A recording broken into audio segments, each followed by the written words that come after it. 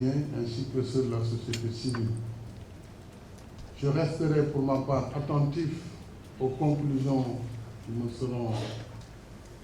renvoyées.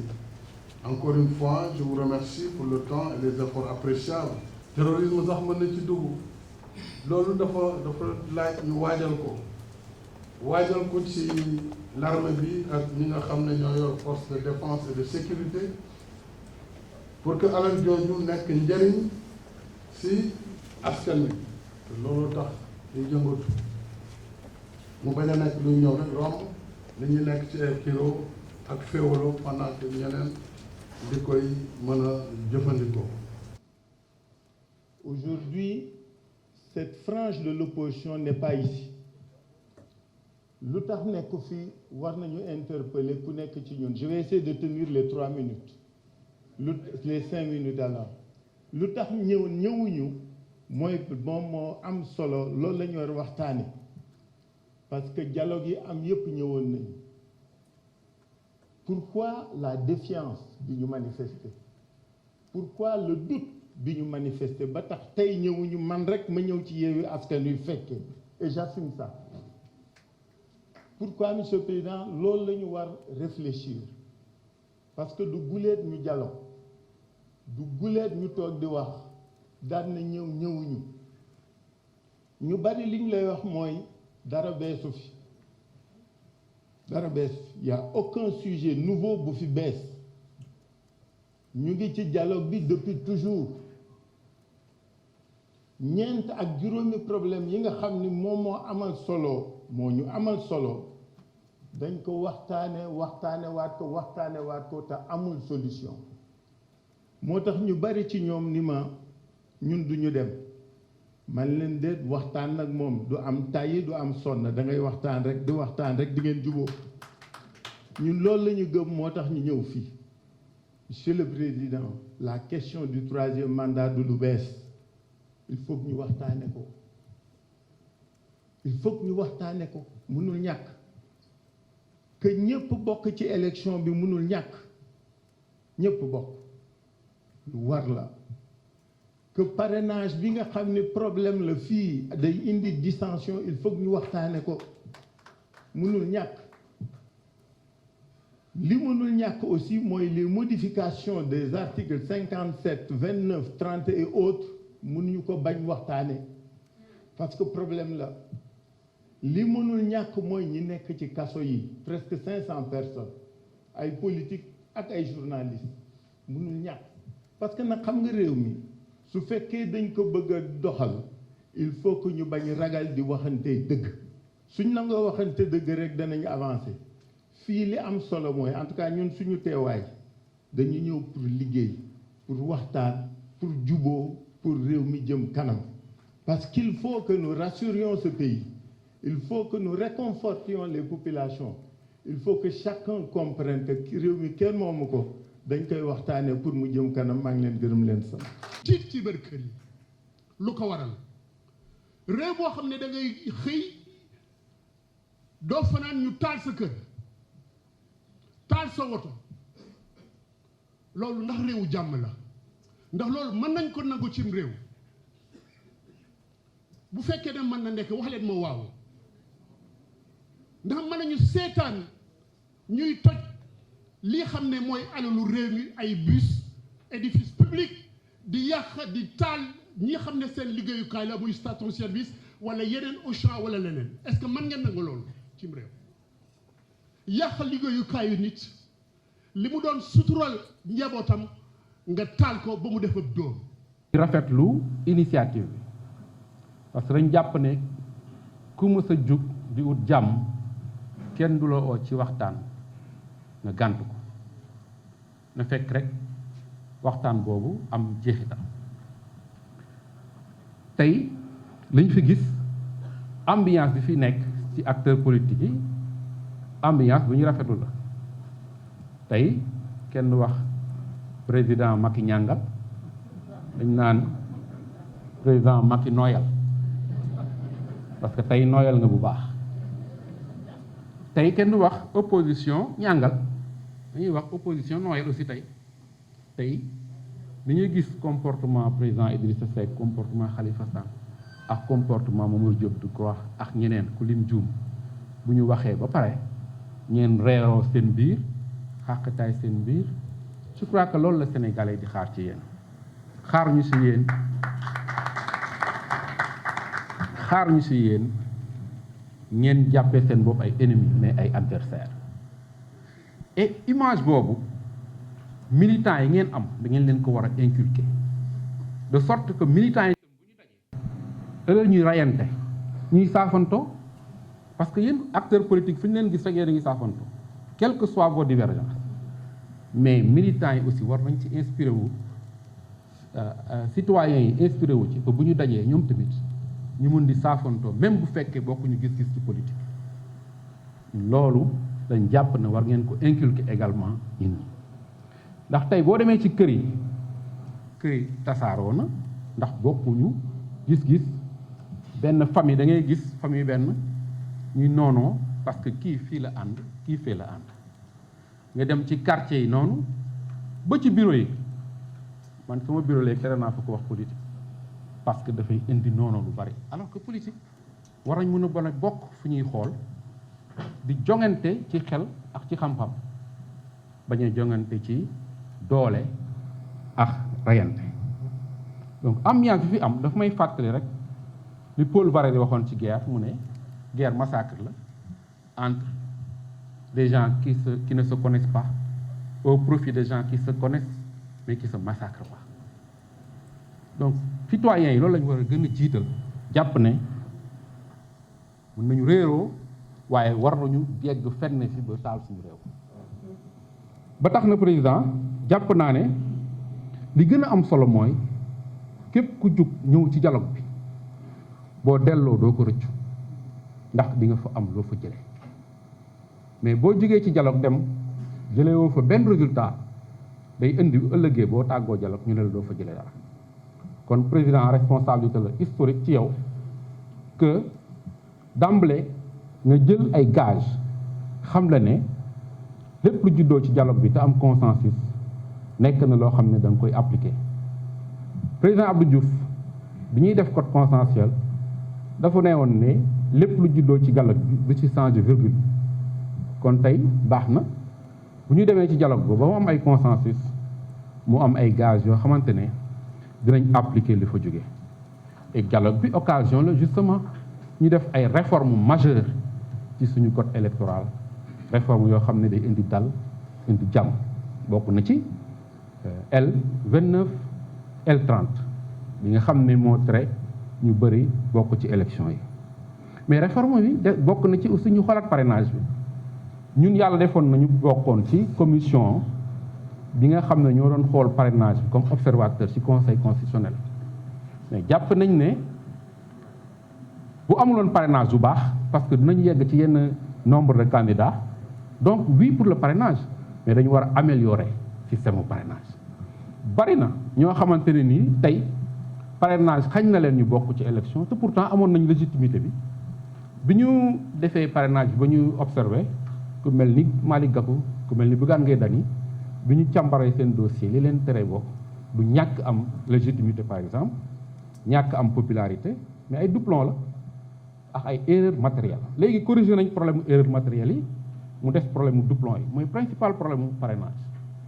réglé nañ problème mu tirage au sort par tirage au sort kan mooy jëkk déposé kan moo dul jëkk moo tax ñun ñu proposé que parrainage bi ñu def ko parrainage optionnel bañ ko def parrainage exclusivement citoyen parce que parrainage citoyen mooy indi surtout doublon yi et parrainage optionnel mooy ñi nga xam nañ am nañu lu mat 50 députés ñu ne leen ku am 50 députés say député parrainé la bu boobaa Benno Bokk Yaakaar bu fekkee dem élection du jar mu uti parrainage bu dee Yewwi day dem Taxawu day dem bu fekkee am na nombre de députés yu leen mën a parrainer du jar ñu uti parrainage citoyen beneen bi mooy ñi nga xam ne am nañu conseillers municipaux ñu ne nangami conseillers municipaux ku ko am mën nga parrainer candidat day tax bu boobaa rouiller vers la collecte du parrainage wàññeeku dina tax bu ñuy def contrôle parrainage bi ñi nga xam ne amuñu député amuñu conseillers municipaux ñoom ñooy dem ci terrain bi uti parrainage dina wàññi risque doublon yi beneen bi ñëpp xam nañ ne Sénégal boo imposé que ne ku nekk benn candidat lay parrainé du tere keneen parrainé ñaar ñeent mun nañ ko limité aussi ne nit ku nekk ñaari parrain nga mun a am ñaar nit nga mun a parrainé yooyu yëpp ay réflexion la ñun bind nañ ci toj ni livre yoo xam ne dinañ ko versé ci biir eh bien dialogue bi beneen bi monsieur le président mooy Sénégal dañoo war a def benn pas bu majeur ci wàllum élection surtout fichier électoral ku construire ay autoroute à péage comme ni ñu ko defee macha allah construire ay infrastructure comme ni ñu ko toll suñu dëkk war nañ mën a am fichier électoral boo xam ne ay dem inscrire réinscrire xeew yi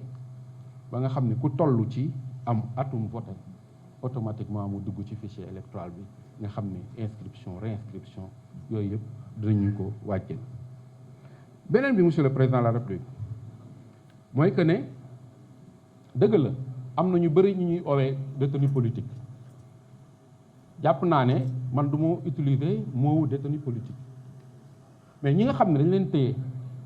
ñu téye leen juste parce que dañu émettre seen opinion bokk na ci ku mel ni Bassirou Diomaye Faye ku mel ni Fadilou Keïta ku mel ni Serigne Saliou Gueye damay joxe exemple rek mënuma leen lim ñi nga xam ne aussi dañu bokk ci ñun comme tey Aliou Sané di sa rak ñu téye ko ak ñu mel ñoon nga xam ne ay expression la ñuy joxe ci suñ réew bi di doxee ñooñu jàpp naa ne mën nga def dégel wàññi tuuti ñu libéré leen bokkul ak ñi nga xam ne nag ñoom eh bien leneen moo leen tax a jóg foofu l'état doit rester fort parce que mënuñu comprendre nga ne da ngay manifester di taal kër Aïda Mbodj wala nga taal kër Barthélémy Dias wala nga taal kër Matar Ba wala nga taal kër ministre Serigne Mbaye Thiam loolu leneen la c'est du banditisme loolu kenn waru ko cautionner personne ne doit cautionner ça. Dans nos travaux. À la suite de mes remerciements, Monsieur le Président de la République, pour ce dialogue national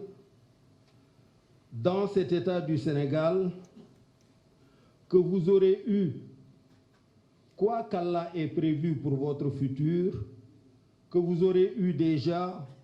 l'honneur et l'immense privilège de diriger pour 2 mandats consécutifs de 7 et 5 ans. Je relisais ce matin le livre hommage à l'un des plus éminents serviteurs de cet État, un frère et un ami cher à nous tous, que j'ai eu l'honneur de côtoyer dans ces lieux entre 2000 et 2004, comme ministre d'État, directeur de cabinet du président de la République, mais aussi comme Premier ministre, et qui est depuis resté un ami inspirant. Je veux parler de l'ambassadeur chef du protocole Bruno Diatta, un modèle de serviteur de l'État, un modèle de serviteur de la nation. Dans ce livre hommage, je me suis arrêté longuement à la page 111 sur le témoignage de Théodore Cardinal Adrien Sarr, archevêque émérite de Dakar, qui a résumé tous les témoignages du livre en un seul verbe, servir, et en un seul substantif, service. Bruno Diatta a servi l'État du Sénégal auprès de 4 présidents de la République. Tous ont unanimement reconnu sa discrétion, son talent, sa courtoisie. Il était devenu le visage dans le monde de la teranga sénégalaise. Notre devoir à tous, à vous, Monsieur le Président de la République en premier, est de rester fidèles et loyaux à ces 2 mots, dans chacun de nos actes et dans chacune de nos paroles. Le verbe servir et le substantif service. Le cardinal Adrien Sarr s'est interrogé ainsi Et si nous avions fait et faisions tous comme Bruno, bien sûr, que serait et où en serait notre pays aujourd'hui? Si chaque leader politique, chaque femme, chaque jeune, chaque ouvrier, chaque patron faisait sien ces deux mots, servir et service, notre pays serait-il sous la menace de jeunes en colère, manipulés par des leaders politiques qui s'en servent comme bouclier pour leur propre ambition, ou serait-il en chantier partout, dans des champs de céréales, de maïs, de fraises, de papayes, de mangues, d'oliviers, de palmiers et cocotiers, dans des chantiers pour construire des habitats et fournir des logements sociaux à nos concitoyens, dans des chantiers pour s'occuper de doter nos concitoyens d'un environnement sain, de rues propres, de déchetteries organisées, de déchets traités, de points d'eau, de salles de classe, de postes de santé, de pistes de production, d'industries de transformation de nos fruits casamançais en jus et autres délices naturels que nous exporterions après avoir satisfait la demande nationale. Servir, service, deux mots que j'ai retrouvés en 1989 devant l'enceinte de la Woodrow Wilson School of Public and International Affairs de l'Université de Princeton, où il a été écrit « In the service of the nation, in the service of humanity », au service de la nation, au service de l'humanité. Et notre foi nous y invite également. Jésus-Christ, évoqué tout à l'heure, donne une illustration de ces paroles dans le geste du lavement des pieds de ses apôtres. Et il disait à ses apôtres, « Si je vous ai lavé les pieds, moi le Seigneur et le Maître, vous aussi vous devez vous laver les pieds les uns les autres, car c'est un exemple que je vous ai donné pour que vous fassiez vous aussi comme moi j'ai fait. » Et ceci, naturellement, le Coran y fait écho. C'est Dieu qui a créé la mort et la vie afin de vous éprouver pour savoir qui de vous est le meilleur en œuvre. Je suis venu participer à ce dialogue en tant que candidat arrivé deuxième derrière vous à la présidentielle de 2019.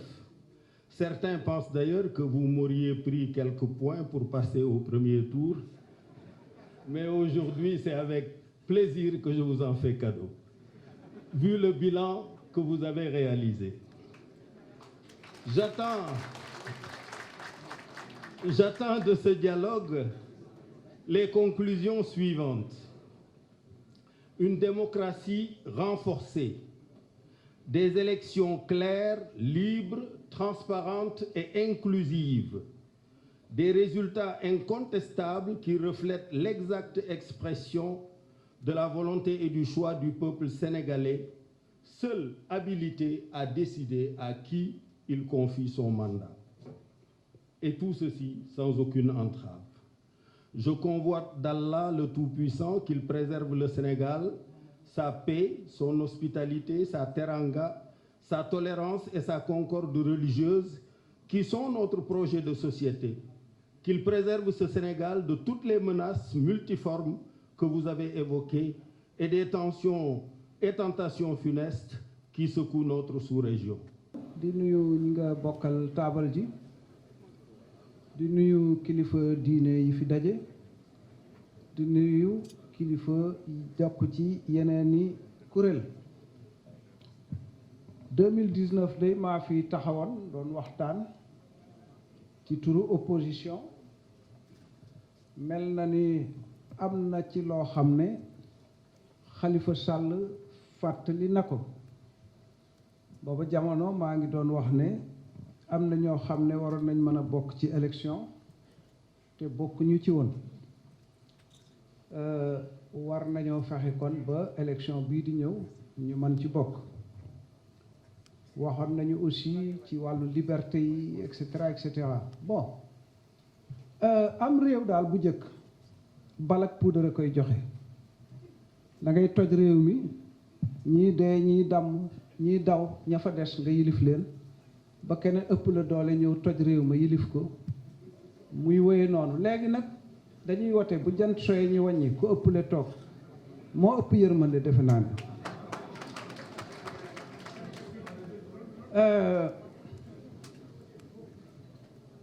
élection dafa am solo parce que c'est la procédure de dévolution démocratique et pacifique du pouvoir suñu mànkoo ci règle yi rek réew mi dina mën a dal réew mi nag xaw naa jaxasoo mais man jàpp naa ne yow président yaay responsable de affaire bi nu mu mënti demee moom dañ naan yow parce que sécurité ak stabilité ak paix yow yaa ko yor ci Sénégal j'espère que di nga ko assumer jusqu'au bout assumer bi nag évidemment bari na ay dimension élection dialogue bi daaw jéeg pare woon na presque yaakaar naa ne mën na bañ a yàgg commission yi bu ci nekk toll woon na ci def rapport final kon defe naa bu ñu toogee finaliser mbir yooyu réactualiser ci commission politique li ñu war a waxtaane je crois que mën na bañ a yàgg te mën na efficace te mën na joxe résultat yaa ngi fàttaliku bi ma ñëwee fii damaa wax bay dem dikkaat daal di ne am na bu ma fàtte woon de 3e mandat après ma ne la mais du ma ci wax dara ndax yow ci sa bopp tontu nga ca léegi nee nga nañ ko waxtaane man defe naa ne mën nañ koo waxtaane waaye daal problème bi defe naa ne mën nañu accuser gouvernement président de la république mën nañoo accuser opposition waaye Sénégal yépp ñu ku nekk fii toog am na noo war a seete sa bopp et si on ne règle pas ce problème-là on ne s'en sortira pas parce que ku nekk jàpp nga ne problème bi ña ca des waaye du yow waaw loolu suñ ko doxalee noonu nu muy dem fàttali naa bërki démb ab télévision xaw ma ban la dañoo filmer benn waay muy tuur ndox ci mbedd mi ba pare ñu kar ko fële ne ko sa waay affaire yi noo xamee ñiy tuur ndox ci mbedd mi mu xaacu du yoon du dëgg Sénégal nangam te sànq rek def na ko alors ça je pense que war nañ koo waxtaane maa ngi leen di gërëm di leen sant